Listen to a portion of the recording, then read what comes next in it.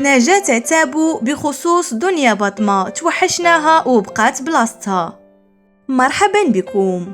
أعربت نجمة الأغنية الشعبية نجاة عتابو عن اشتياقها لزميلتها في الوسط الفني الفنانة دنيا بطمة من خلال تعليق لها.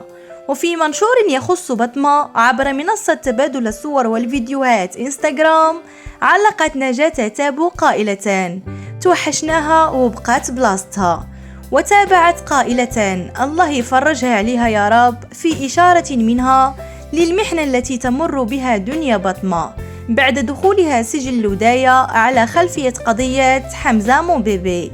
ومن جهته قام الحساب الخاص بدنيا بطمة والذي تسيره شقيقتها ابتسام بطمة بإعادة مشاركة التعليق مع إيموجي عبارة عن قلوب حمراء.